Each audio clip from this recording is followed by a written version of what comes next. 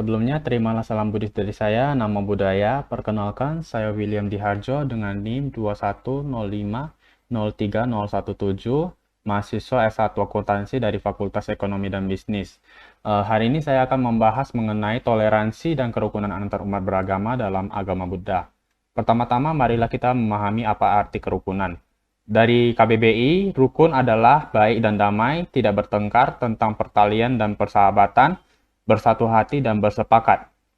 Dapat kita simpulkan kerukunan beragama adalah keadaan hubungan antar umat yang baik dan damai, yang dilandasi dengan toleransi, saling pengertian, saling menghormati dalam pengamalan ajaran agama, serta kerjasama dalam kehidupan bermasyarakat.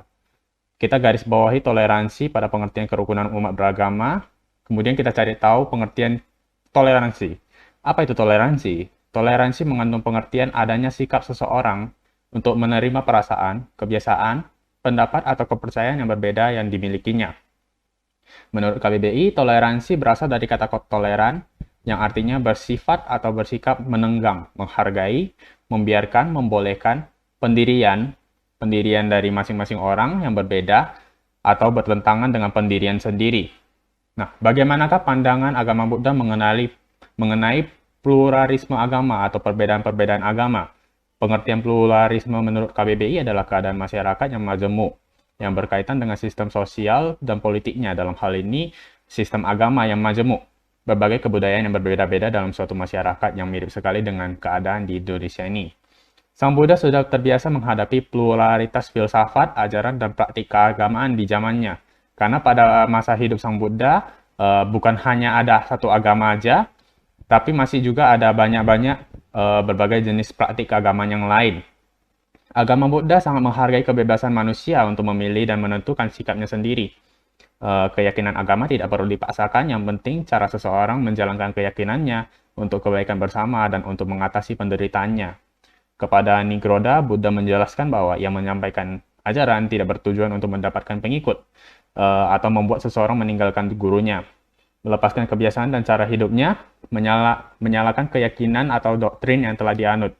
Ia hanya menunjukkan cara membersihkan noda, meninggalkan hal-hal buruk yang menimbulkan akibat menyedihkan di kemudian hari.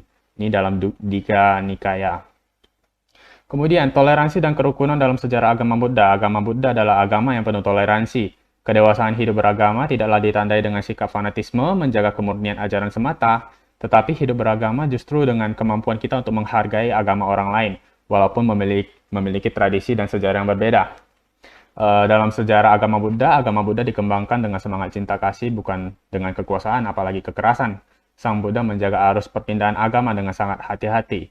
Seperti yang bisa kita lihat dalam contoh Upali Sutta, Majjhima Nikaya 1, 378-380.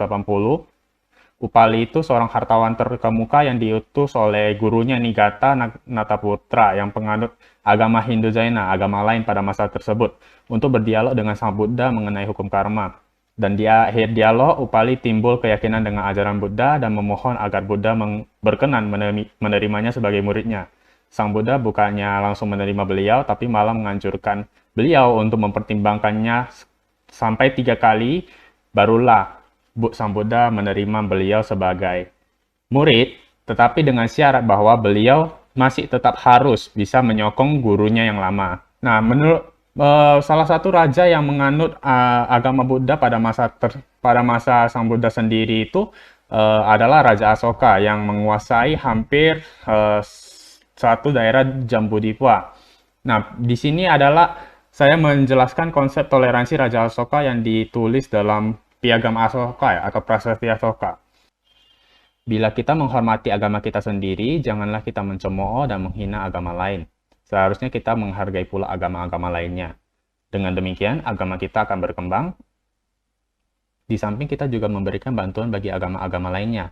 Bila berbuat sebaiknya, berarti kita telah menggali liang kubur bagi agama sendiri dan juga membuat celaka bagi agama lainnya.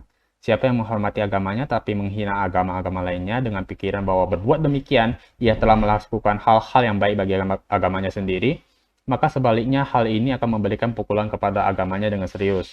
Karena itu, toleransi, kerukunan, dan kerjasama sangat diharapkan sekali dengan jalan suka juga dengan mendengarkan agama-agama lainnya di samping ajaran agamanya sendiri. Baik, sekianlah presentasi dari saya. Saya tutup dengan Sabesata Bhavantu Sukhitata. Semoga semua makhluk hidup berbahagia selalu. Sadu, sadu, sadu. Terima kasih sudah menyaksikan.